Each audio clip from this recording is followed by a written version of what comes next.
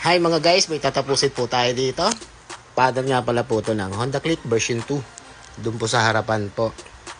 Bali ang design po nito, honeycomb design.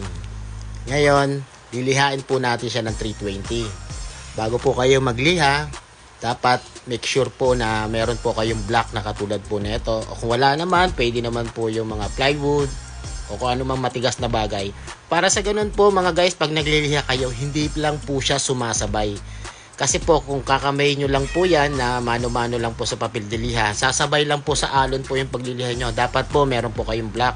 Kahit ano po yung guide lang po dun sa papel de liha ang ginagamit nyo po. Ganyan lang po guys sa paggawa po ng real carbon fiber. Tiyaga-tiyaga po talaga. At lilihain nyo po talaga ayon po dun sa kanyang hugis po ng kanyang flarings. Ganun lang po guys.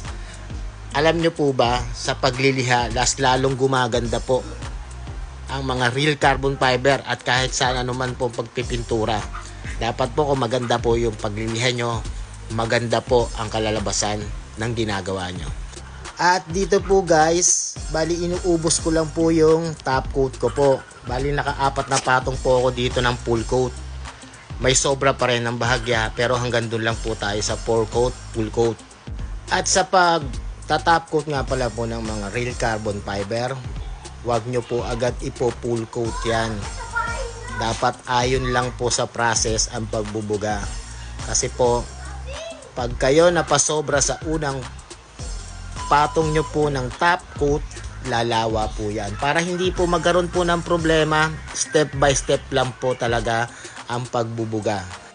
Every 10 to 15 minutes, saka po kayo mag-a-apply po ng inyong ina-apply po na top coat.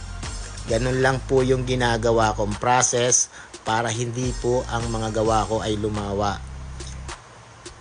Ganun lang po guys. Kung halimbawa gagawa po kayo ng mga ganito o kayo magpipintura po kayo, step by step lang po. May mga curing time naman po tayong sinusunod para hindi po talaga lumawa po yung ating mga gawa. Yun lang mga guys, at ito na po yung katapusan ng ating project. Kita-kits na lang po ulit tayo sa susunod. Bye bye!